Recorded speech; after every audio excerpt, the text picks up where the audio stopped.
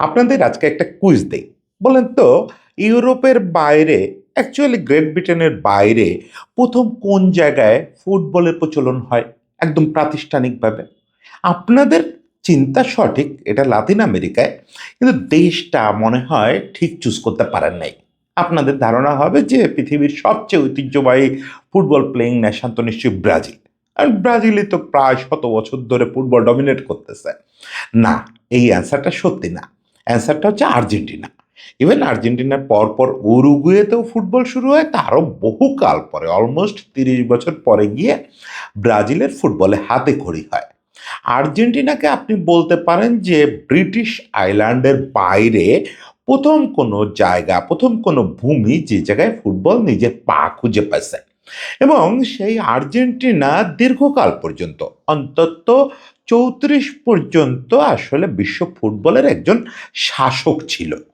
আজকে যখন আমরা ফুটবল নিয়ে কথা বলি তখন আর কি আর্জেন্টিনাকে আমরা একটু একটু মনে হয় আন্ডারমাইন করি। এই আধুনিক হিস্টোরিয়ানরা কথা বলতে বলতে আসলে আর্জেন্টিনাকে যে গুরুত্বটা দেওয়া উচিত ফুটবল ইতিহাসে, সেই গুরুত্বটা ঠিক দিয়ে উঠতে পারেন না। তো আজকে আমরা একটু আলোচনা করব আর্জেন্টিনার এই ফুটবল ইতিহাসের গল্প, যে আর্জেন্টিনায় কি করে এই ফুটবল নামের এই যে চর্মগ্লোকের খেলাটা এটা পৌঁছালো, কারা কিভাবে এখানে শুরু করলেন। এবং ওই যে বললাম যে আর্জেন্টিনা দীর্ঘকাল পর্যন্ত ১৮৯০-এর দিক থেকে শুরু করে ১৯৩০-৩৪ সাল পর্যন্ত পৃথিবী ফুটবলের একটা শাসক দল ছিল। তারা কি করে ফেড আউট হলো, কি করে আবার ১৯৭৪ সালের দিকে এসে পুনর্জন্ম হলো এই দলটার, এই জিনিসটা আজকে একটু সংক্ষেপে বলি আপনাদের। দেখেন, বিশ্বকাপ তো আসলে আমাদের ইন্টারন্যাশনাল ফুটবলের একমাত্র মাপকাঠি হয়ে দাঁড়াইছে। ফলে মনে হয় যে ব্রাজিল, জার্মানি এরাই বোধহয় চিরকাল ফুটবলের dominating force.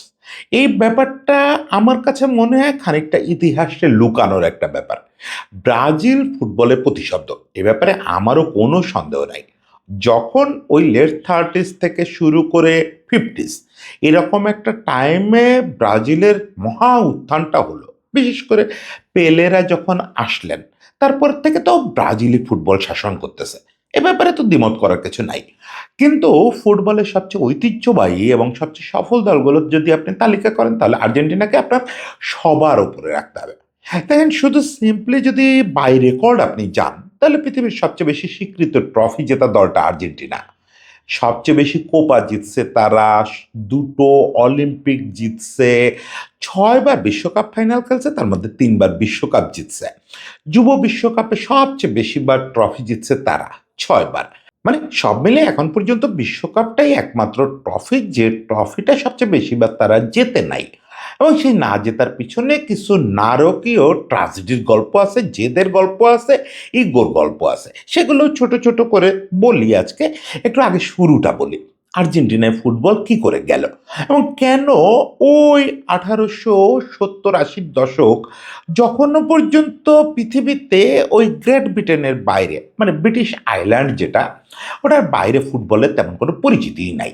Spain, France, German এইসব জায়গায় তখনও আনুষ্ঠানিকভাবে ফুটবল শুরু হয় নাই। হ্যাঁ, লোকে নিশ্চয়ই লাথি-টাথি মারত, কিন্তু এভাবে আনুষ্ঠানিকভাবে শুরু হয় নাই। সেরকম একটা সময় লাতিন আমেরিকার এক প্রান্তে আর্জেন্টিনার মতো একটা দেশে কিভাবে ফুটবল শুরু হয়ে গেল? এটার কারণ হচ্ছে ব্রিটিশ রেলওয়ে শ্রমিক এবং ব্রিটিশ শিক্ষকরা। এটা আপনার কাছে এখনকার দিনে একটু অবাক লাগবে। আর্জেন্টিনায় তো একটা প্রচণ্ড অমানবিক কাজ হয়েছিল একসময়। সেটা বোধহয় আপনারা জানেন। সে প্রসঙ্গে আমি আজকে খুব বেশি কথা বলি না। তারপরেও একটু উল্লেখ করা উচিত যে আর্জেন্টাইন হিসাবে এখন আমরা যাদের চিনি তারা মূলত ইউরোপিয়ানদের বংশধর।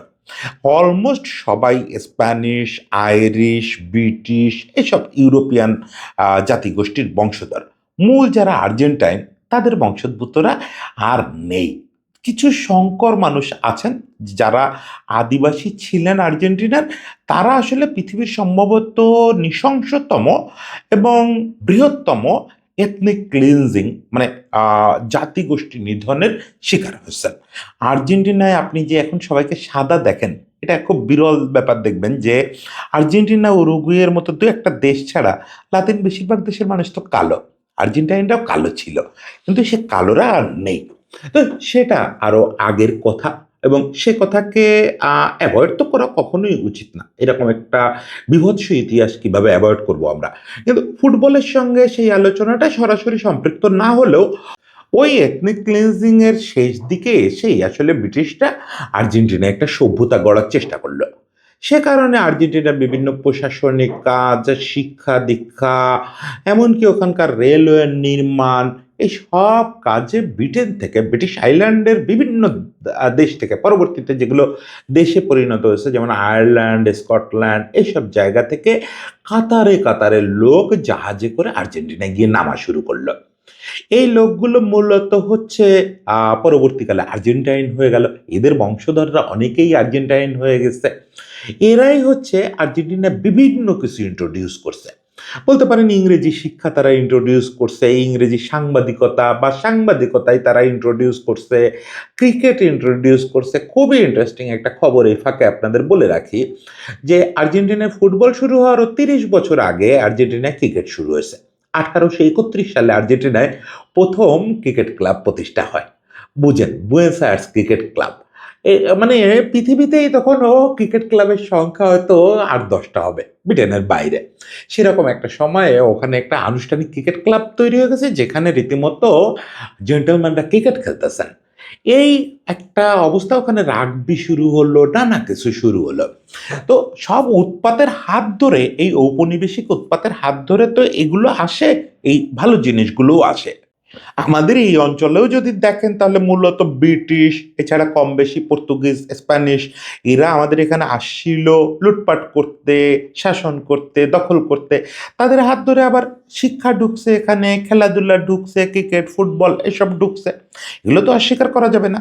সবসময় কলোনিজমের যে পুরোটাই জঘন্য তা না, অবশ্যই কলোনিজম জঘন্য, কিন্তু এর বাই প্রোডাক্ট হিসাবে কিছু ইউরোপিয়ান জিনিস এই কলোনিগুলোতে ঢুকলো।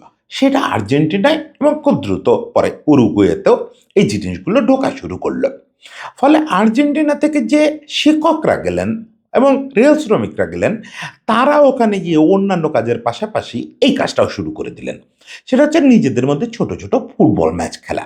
সেগুলো খুব অর্গানাইজড কোনো কিছু না। প্রথম অর্গানাইজড ফুটবল ম্যাচের খবর আমরা পাই ১৮৬৭ সালের জুন মাসে।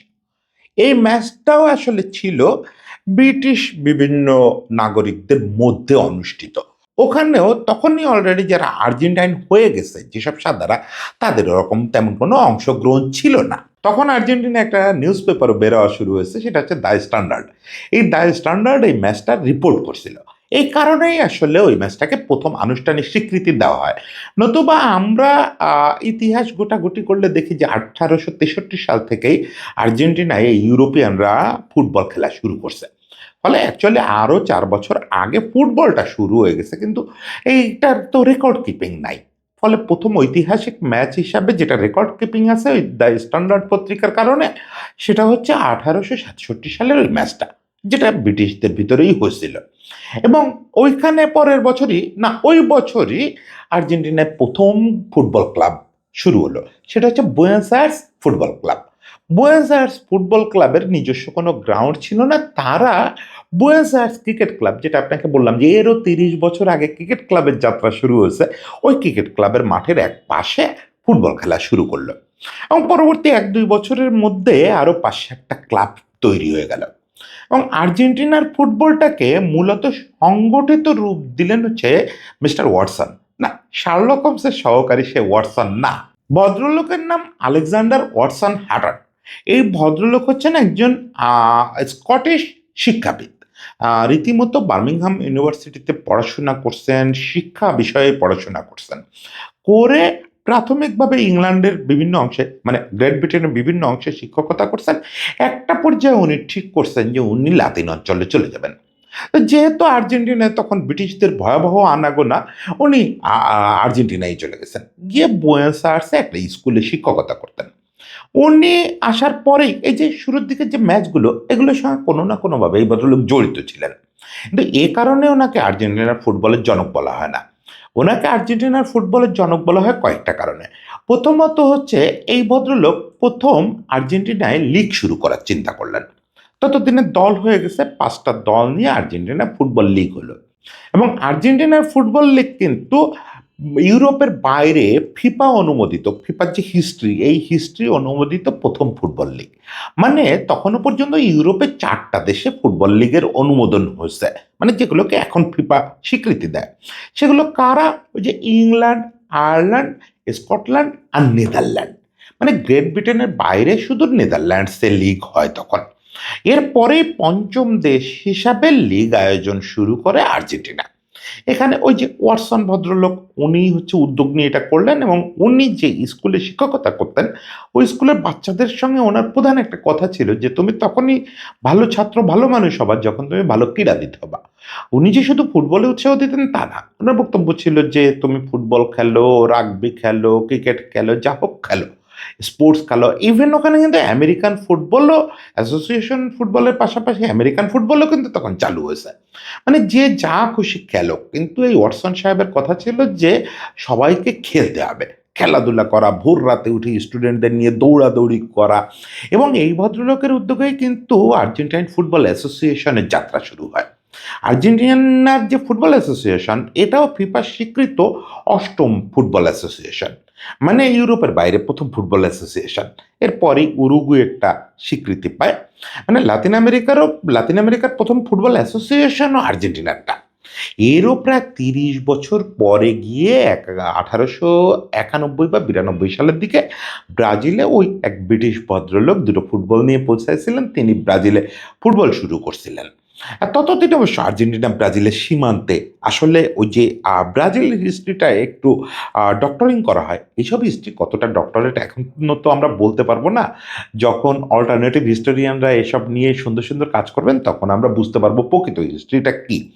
কারণ ব্রাজিলে ফুটবলের জনক বলা হয় ওই ভদ্রলোক যিনি দুটো ফুটবল নিয়ে হাজির হয়েছিলেন। এটা আমি মোটেও একমত হতে পারি না। এই কারণে আর্জেন্টিনা ব্রাজিলের সীমান্ত এলাকায়, ওই এলাকায় ফুটবলের লেনদেন তখন ততদিনে ওই 30 বছরে শুরু হয়ে গেছে। উরুগুয়ে আর আর্জেন্টিনা তো তখন নিয়মিত চ্যাম্পিয়নশিপ খেলে। উরুগুয়ের 2-3টে ক্লাব আর আর্জেন্টিনার 2-3টে ক্লাব মিলে। ওটা রিভার প্লেট ডার্বি বলা হতো। এর মাঝে আমার কোন কনটেন্টে একজন বলছেন যে একই শহরের দুটো ক্লাব ছাড়া নাকি ডার্বি হয় না।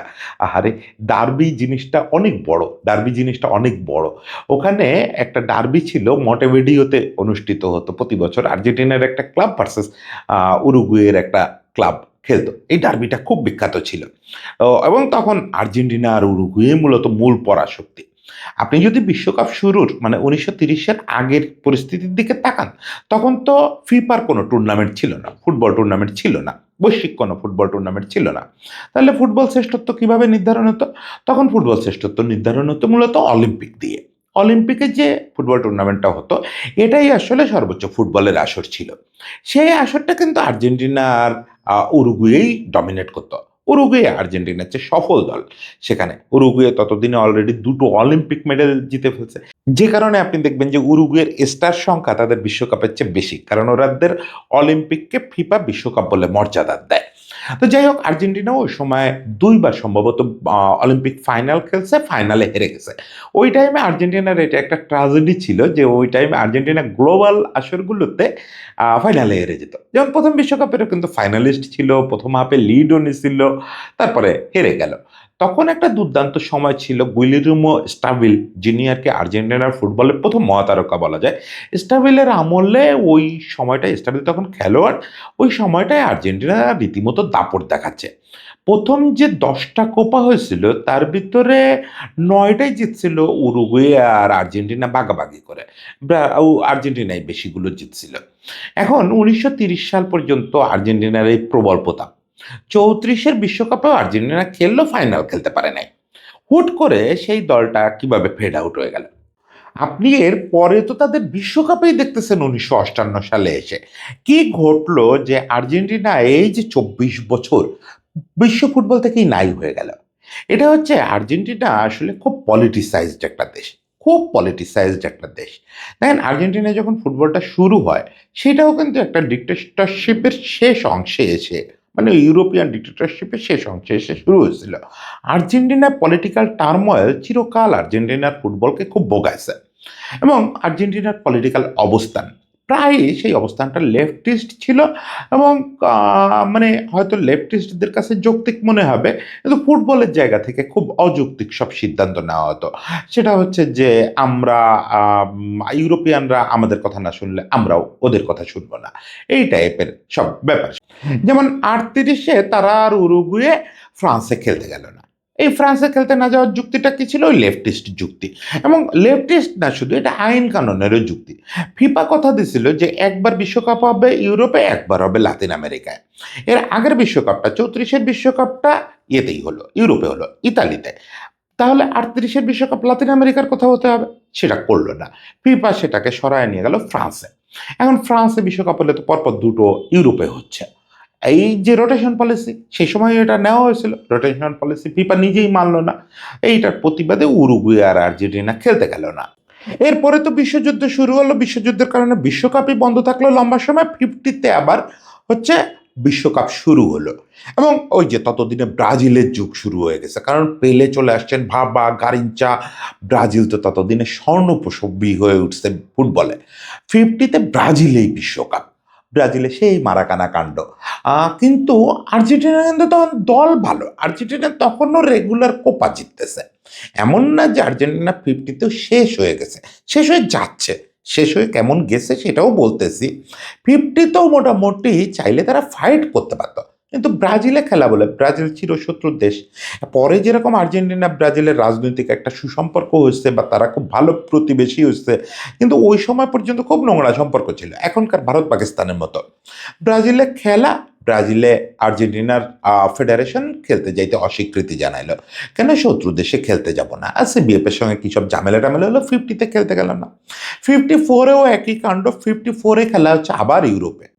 এই সময় কোচ হয়ে উঠছেন এস্টাবেল, যিনি প্রথম আর্জেন্টাইন মহাতারকা। এস্টাবেলের কোচিংয়ে তখন আর্জেন্টিনা মোটামুটি রেগুলার কোপা জিততেছে। ফলে 54-এ সুইজারল্যান্ডে তারা যাবে এটা সবাই আশা করছিল।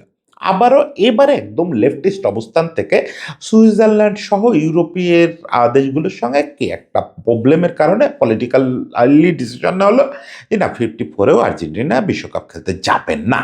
তার মানে 24 বছর আর্জেন্টিনা তাদের সেরা দল থাকা সত্ত্বেও, মানে নিয়মিত কোপা জিততেছে, অলিম্পিক ফাইনাল খেলতেছে, এই দলটাকে আপনি তাদের সেরা দলই বলতে হবে।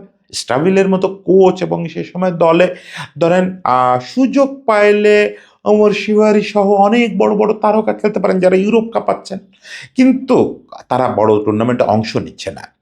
এটার ফলে অনেকগুলো বিপর্যয় তৈরি হলো। প্রথম বিপর্যয় যেটা হলো সেটা হচ্ছে যে যেসব তারকা আর্জেন্টাইন কিন্তু পৃথিবী ডমিনেট করতেছেন, ততদিনে তো আর্জেন্টিনা ব্রাজিল এসব জায়গা থেকে ইউরোপে এসে ফুটবলাররা কাঁপানো শুরু করে দিচ্ছে। কারণ আর্জেন্টাইন যেসব তারকা, তার মধ্যে ওমর শিবারি, ডি স্টেফানো, তারা বিরক্ত হয়ে গেছেন যে ভাই, যেই দলের হয়ে আমার, যেটা আমার জাতীয়তা, ওই দল সুযোগ পাইলে বিশ্বকাপ বয়কট করে, তাইলে ওই দলের হয়ে খেলবো কেমনে? এই বিরক্তিতে ওমর শিবারি তো পার্মানেন্টলি আর্জেন্টিনা ছেড়ে গেলেন। ডি স্টেফানো পরে ফিরে আসছিলেন, ডি স্টেফানোকে খেলানো হয়েছিল। সেইটা মানে সেটাও খুব বড় কোনো প্রভাব ফেলতে পারে নাই। এবং এর মধ্যে আরেকটা মহা ঘটনা ঘটলো, সেটা হচ্ছে আর্জেন্টিনা তখনও পর্যন্ত একদম, আর্জেন্টিনা কিন্তু শুরু থেকে এক ধরনের ফুটবল খেলে, খুবই অ্যাটাকিং ফুটবল। এখানেও হিস্ট্রির একটা ধাক্কা দেওয়া কথা বলা যাক। সেটা হচ্ছে যে সারা পৃথিবী জানে যে পৃথিবীর অ্যাটাকিং ফুটবলের জনক হচ্ছে ব্রাজিল, যোগবর্ণিত দিয়ে। এখানেও যদি আমরা আর্গুমেন্ট করি তাহলে আমরা অনায়াসে বলতে পারি না, এই কৃতিত্বটাও আসলে আর্জেন্টিনার। আর্জেন্টিনার ফুটবলটাকে এখন তো ট্যাঙ্গো বলা হয়, তখন ওটার একটা পরিষ্কার নাম ছিল ফিলোসফিটার, লা নুয়েস্ত্রো বলা হতো। লা নুয়েস্ত্রোর পলিসিটা কি ছিল? বায়ো ডিফেন্সে কেউ থাকবে না, শুধু কিপার, কিপারের সামনে একটা ডিফেন্ডার, বাকি সবাই অ্যাটাক করতে থাকবে এবং নিজেদের মধ্যে ছোট পাস ছোট পাস ছোট পাস করে আগায় ফাইনালে গোল দেওয়া। আর্জেন্টিনা তখন বিভিন্ন দলের সঙ্গে 8-0 9-0 এরকম ব্যবধানে জিতত, প্রচণ্ড অ্যাটাকিং ফুটবল খেলতো। লা নুয়েস্ত্রো যে খেলতেছে তারা, এই সময়ে এই যে তারা দীর্ঘদিন ধরে বিশ্ব ফুটবল থেকে বাদ হয়ে আছে, মানে নিজেরাই নির্বাসনে আছে, এই সময়ে যে পৃথিবীর ফুটবল বদলে যাচ্ছে, ব্রাজিল, জার্মানি, ইংল্যান্ড, স্পেন, ফুটবলের উত্থান হচ্ছে, ফুটবলের শক্তি আবির্ভূত হয়েছে, ফুটবলে কৌশল আবির্ভূত হয়েছে, ডিফেন্সের লোক বাড়ানো হয়েছে, কোনো কোনো দেশ, ইতালির মতো দেশ 5 জন ডিফেন্ডার নিয়ে খেলতেছে, এগুলোর খোঁজই নাই আর্জেন্টাইনদের। যারা কোচ জানে তারা তো আর্জেন্টিনায় ফিরতেছে না। ফলে আর্জেন্টিনা যাদের নিয়ে খেলতেছে তারা ভাবতেছে যে লা নুয়েস্ত্রই এখনো পর্যন্ত পৃথিবী ডমিনেট করার জন্য যথেষ্ট। এই একটা ফেক ধারণা নিয়ে, ভ্রান্ত ধারণা নিয়ে তারা 1958 বিশ্বকাপ খেলতে গেল। এই সুইডেন বিশ্বকাপের প্রথম রাউন্ডেই তারা ছিটকে গেল। চেকোস্লোভাকিয়া আর ব্রাজিল দুই দলের কাছে ছাস আউট হয়ে গেল। আর্জেন্টিনার এই সুপার অ্যাটাকিং ফুটবল, মানে অতি অ্যাটাকিং ফুটবল, লা নুয়েস্ত্রো টিকতেই পারলো না কৌশলগত ফুটবলের কাছে। এটারে ওরা বলে দ্য ডিজাস্টার। এই এর ডিজাস্টারের পরে আর্জেন্টাইনরা নতুন করে ভাবতে বসলো। এই বাবাটার ফলও খুব ভালো হলো না, না ভাবলেই বরং ভালো হতো। বরং কোনো যোগ্য লোককে দিয়ে করা দরকার ছিল যে লা নুয়েস্ত্রোকে নতুন করে সাজাও। সেটা না করে তারা একটা অদ্ভুত কাজ করলো। তারা প্রথমত হচ্ছে তারা ঠিক করলো যে না, তারা ইউরোপিয়ান স্টাইলে ফুটবল খেলবে। দেখেন, ব্রাজিল যে ডমিনেট করতেছে 50 থেকে, তারা কিন্তু ইউরোপিয়ান স্টাইলে খেলে নাই। তারা নিজেদের একটা ব্রান্ড যোগবনিত নিয়ে আসছে এবং সেটা দিয়ে তারা বিশ্বকাপ পাচ্ছে। আর্জেন্টিনা কি করলো, লাল নুয়েস্ত্র বাদ দিয়ে দিল। এখন 58-এর পরে তারা অ্যাটাকিং ফুটবল থেকে সরে আসলো, ডিফেন্সিভ ফুটবল খেলার চেষ্টা করলো, পাওয়ার ফুটবল খেলার চেষ্টা করলো, যে ধরনের লোক লাতিন আমেরিকা আসলে জন্মাই না। ফলে তারা প্রতিটা বিশ্বকাপে যে এরপরে অংশ নিচ্ছে, বাজে করতেছে, অংশ নিচ্ছে, বাজে করতেছে, 1970 বিশ্বকাপে কোয়ালিফাই করতে পারলো না। বোঝেন অবস্থা। আর্জেন্টিনার ইতিহাসের প্রথমবারের মতো এই ঘটনা ঘটলো যে তারা কোয়ালিফাই করার চেষ্টা করলো কিন্তু কোয়ালিফাই করতে পারলো না, এবং আর্জেন্টিনার ওই রেকর্ডটা ওখানে ভেঙে গেল। ব্রাজিল তো একমাত্র দল যারা সবগুলো বিশ্বকাপে বাছাই পর্ব পার হয়েছে, কিন্তু আর্জেন্টিনা অন্তত এই নামটা রাখতে পারতো যে যতগুলো বিশ্বকাপ খেলার চেষ্টা করছি পারছি। কিন্তু সেটাও হলো না, সেটাও ভেঙে গেল 1970 সালে এসে। 70 সালে তারা কোয়ালিফাই করতে পারলো না, পেরুর বিপক্ষে শেষ ম্যাচটা হেরে ওই যে নয়া ব্র্যান্ডের ফুটবল তারা খেলতে গেল, ইউরোপিয়ান ব্র্যান্ডের, ওইটা চোটে তারা শেষ হয়ে গেল। এবং এখানে আরেকটা বড় প্রভাব ফেলছিল, ততদিনে আর্জেন্টিনা আরেকটা ডিক্টেটরশিপ চলে আসছে। তারা একের পর এক নানা রকম কুৎসিত আইন কানুন জারি করা শুরু করছে। প্রথমত হচ্ছে তারা বলে দিল, তাদের কথায় তখন ফুটবল চলে, সারা পৃথিবীতেই ওই টাইমটা খুব বাজে যাচ্ছিল। শাসকরা ফুটবল চালাচ্ছিল সরাসরি, রাষ্ট্রশাসকরা। তো আর্জেন্টিনার ডিক্টেটররা বলে দিলেন যে না, যারা আর্জেন্টিনার বাইরের লিগে খেলে, মানে ডি স্টেফানো, ওমর শিবারি, এরকম এদেরকে আর জাতীয় দলে ডাকা যাবে না। জাতীয় দলে খেলতে গেলে তোমার দেশের লিগে খেলতে হবে। তারপর আরও সব জটিল জটিল ব্যাপার স্যাপার চালু করা হলো। আর্জেন্টিনা জাতীয় দলের হয়ে খেলাটা তখন একটা পেরেশানির ব্যাপার ছিল। মানে পোকামাকড় সমৃদ্ধ খাবার খাইতে হবে, কোনো মানে সম্মানের তো বালাই নাই, টাকা পয়সার বালাই নাই, উপরন্তু খেলাটা একটা উৎপাত। ফলে ইউরোপের কোনো খেলোয়াড়, ইউরোপে খেলা কোনো আর্জেন্টাইন খেলোয়াড় দেশে ফিরত না। একবার বেরোতে পারলে সে আর আর্জেন্টিনা ফিরে তাকাতো না। 74 পর্যন্ত এই অবস্থা চললো। 70-এ তো তারা কোয়ালিফাই করতে পারলো না, 74 পর্যন্ত এই গোজামিল অবস্থা। মানে আর্জেন্টাইন ফুটবল একসময় তাদের ওই সোনালী অতীত থেকে হারাইতে হারাইতে হারাইতে হারাইতে অতলে হারায় গেছে। এই সময়ে 1978 সালে আর্জেন্টিনাতেই বিশ্বকাপ। এরকম একটা সময় আর্জেন্টিনা তখনও ডিক্টেটরশিপ চলতেছে। আর্জেন্টিনার ফুটবল ফেডারেশন একটু হতভম্ব হয়ে গেল, কারণ বিশ্বকাপের ইতিহাসে এই আমরা কিছুদিন আগ পর্যন্ত দেখছি যে আয়োজকরা খারাপ রেজাল্ট করে না। আয়োজকরা বেশিরভাগ ক্ষেত্রে ফাইনাল, সেমিফাইনাল পর্যন্ত কমপক্ষে যায়। এখন যে দলটার অবস্থা এরকম তলানিতে, একসময়ের ঐতিহ্যবাহী দল, তারা বিশ্বকাপ আয়োজন করতেছে, কিছু করতে পারবে না? তাদের এত বড় বড় গ্রেট খেলোয়াড় ছিল একসময়, ওমর শিবারি ছিল, ডি স্টেফানো ছিল, কত কি ছিল। এখনো তো ইউরোপে ড্যানিয়েল পেসারোলা খেলেন, কি মারিও কেম্পেস খেলেন। মারিও কেম্পেস তখন স্পেনের সবচেয়ে বড় তারকাদের একজন। এরা থাকতেও এরা তো দেশে ফিরবে না, আইন কানুনের বাধা আছে। তাহলে আমরা এবারও বিশ্বকাপে যাচ্ছে তাই করব। এবার তারপরেও যে আইন কানুন তারা বদলানোর কথা ভাবলো না। তারপরেও তারা একটা লোককে খুঁজে আনলো। লোকটার নাম সিজার মেনোত্তি। মেনোত্তিকে নিয়ে তো আমরা বিভিন্ন সময় আলাদা করে কথা বলছি। লুইস সিজার মেনোত্তি, সেই চুরুটওয়ালা কোচ, অত্যন্ত রাশভারী কোচ। মেনোত্তির ফুটবল ফিলোসফি বা মেনোত্তিজম, এগুলো নিয়ে আমরা আলাদা করে আলোচনা করব। মেনোইটিজমের সঙ্গে বিলার্দুইজমের যে ফাইট, এটা নিয়েও প্রয়োজনে আলাদা আলোচনা করব।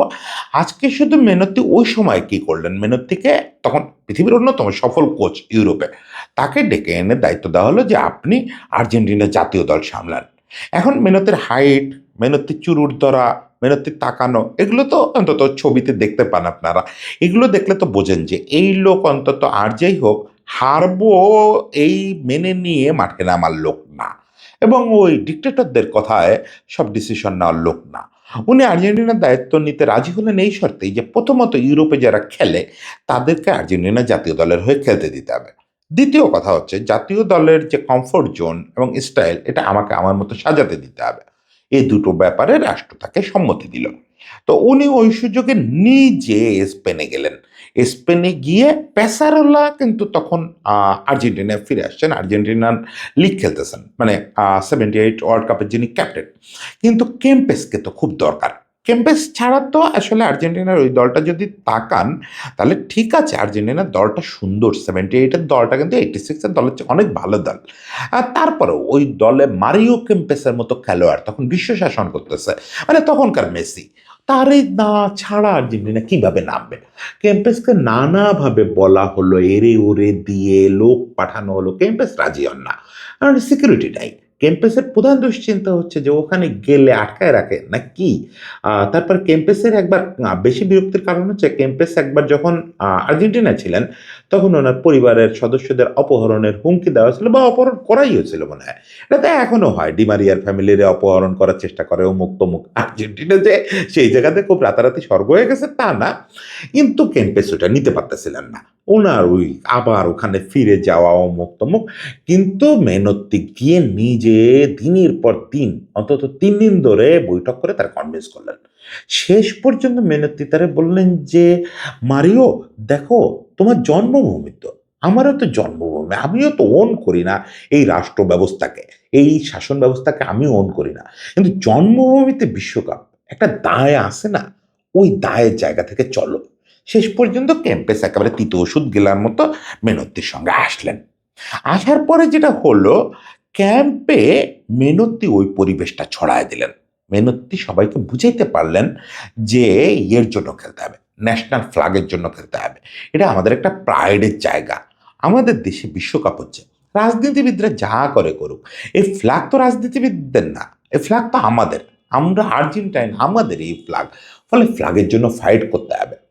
এবং আরেকটা কাজ করলেন, লা নুয়েস্ত্রো ফিরে আনলেন মেনুতে। মেনুতে এমনিতেই ফিলোসফিক্যালি লা নুয়েস্ত্রোর পক্ষে। এর আগেই যে কোচিং করাচ্ছিলেন সেখানে অ্যাটাকিং ফুটবল খেলাচ্ছিলেন, 4-3-4 ফরমেশনে খেলানো, কি অপূর্ব অ্যাটাকিং ফুটবল, তাই না? 4-3-4-এ খেলানো, এই যে চিন্তা, এই চিন্তায় ছিলেন তিনি। আজকের যুগেও তো আসলে আমরা এখনো মেনুত্তির ফুটবলটাই সবাই খেলার চেষ্টা করতেছি, অ্যাটাকিং ফুটবল যারা খেলে। ওই ফুটবলটা আবার ফিরে আনলেন। লানুয়েস্ত্রোর যে ছোট পাস, হাইলাইন ডিফেন্স, ওই জিনিসগুলো তো তখন আর এইসব টার্ম ছিল না, কিন্তু মেনোত্তে ওগুলো প্রতিষ্ঠা করলেন যে হাইলাইন ডিফেন্স। এখন আর্জেন্টিনার লানুয়েস্ত্রোর বৈশিষ্ট্য ছিল কি, যে একজন মাত্র ডিফেন্ডার গোলকিপারের সামনে থাকবে, বাকিরা সবাই উপরে থাকবে। ওই জিনিসটা কিন্তু মেনোত্তে টেকনিক্যালি করলেন যে আমার ডিফেন্ডার 4 জন থাকবে, কিন্তু তারা গোলকিপারের সামনে বসে থাকবে না অন্যান্য দলের মতো, তারা উঁচুতে উঠে থাকবে, ফলে অফসাইড ট্র্যাপ তৈরি হবে। আইল্যান্ড ডিফেন্সেরও কিন্তু জনক মেনত্তি। ফলে মেনত্তি এই জিনিসগুলো করলেন এবং মেনত্তির এই কৌশল টৌশল দেখে কেম্পেসও গলে গেলেন। কেম্পেস সম্পর্কে একটা মজার কথা বলা হয় যে বিশ্বকাপ শুরুর দিন কেম্পেস একটা বক্তৃতা দিছিলেন ওই আর্জেন্টিনার টিমের খেলোয়াড়দের জন্য। সেখানে কেম্পেস নিজেই তার বক্তৃতায় বলতেছেন যে আমি এখানে কখনো ফিরে আসতে চাইনি, আমি ফিরে আসছি এই সিজারের কথায়, মানে মেনত্তির কথায়। এবং ফিরে আসছিলাম মূলত সে আমাকে পতাকার দোহাই দিছিল। আজকে এই মাসখানেক ক্যাম্প করার পরে আমি বলি যে আপনারাও প্লিজ আসেন, আমরা সবাই মিলে, আমাদের ভিতরে ভাগাভাগি থাকতে পারে, ব্যক্তিগত ইগো থাকতে পারে, এই একটা মাসের জন্য আমরা সবকিছু ঝেড়ে ফেলি, ঝেড়ে ফেলে আমরা পতাকার জন্য লড়াই করি। তারপরে তো এন্ড রেজাল্টটা আপনারা জানেন। হ্যাঁ, ভিতরে ছোট বিতর্ক আছে যে পেরুর বিপক্ষে একটা ম্যাচ হয়তো একটু নোংরাভাবে জিতছিল আর্জেন্টিনা, তাতে তো কিছু যায় আসে না। শেষ পর্যন্ত তারা নেদারল্যান্ডের যে ফাইনালে হারাইছে, যে বিউটিফুল ফুটবল খেলে, এবং মানে সেই নেদারল্যান্ড কোন নেদারল্যান্ড, সেই জিনিসটা তো কেম্পেসরা করলেন। এবং কেম্পেস নকআউট পর্বের আগে নিজের রূপটা দেখাইতে পারতেছিলেন না, তখন আর্জেন্টিনা জুড়ে স্লোগান উঠলো যে কেম্পেস বুয়া, ও শুধু ইউরোপে পারে। সেই কেম্পেস নকআউট পর্ব থেকে জ্বলে উঠলেন, সর্বোচ্চ গোলদাতা হইলেন, সেরা খেলোয়াড় হলেন, আর্জেন্টিনার ফুটবলের পুনর্জন্ম হলো। তো এই জায়গাটায় আমি আজকে শেষ করতে চাই। যদি এই আর্জেন্টিনার ফুটবল নিয়ে আপনারা আরো শুনতে চান, আমি তো অনেক বকবকানি করি, তাহলে নিশ্চয়ই কেম্পেস থেকে ম্যারাডোনা, এই পর্বটায় একদিন আলাপ করব। আরেকটা এই সময়ের একটা ইন্টারেস্টিং জিনিস আমরা নিশ্চয়ই আলাপ করতে পারি একদিন, সেটা হচ্ছে মেনোইটিজম ভার্সেস বিলার্দিজম। এই জিনিসটা কিন্তু এখন আপনি পৃথিবীতে ফুটবলের যে কয়েকটা দর্শন দেখেন, তার প্রধানতম দুটো দর্শন হচ্ছে মেনোইটিজম আর বিলার্দিজম। সেই দুটো ওই ৭৮ থেকে শুরু করে ৮৬ এই টাইমে কিভাবে পরস্পরের আক্রমণ করতেছিল, পরস্পরের মুখ দেখা দেখি বন্ধ, এই ইন্টারেস্টিং গল্পটাও একদিন বলতে চাই। সে পর্যন্ত সবাইকে শুভেচ্ছা, সবাই ভালো থাকবেন।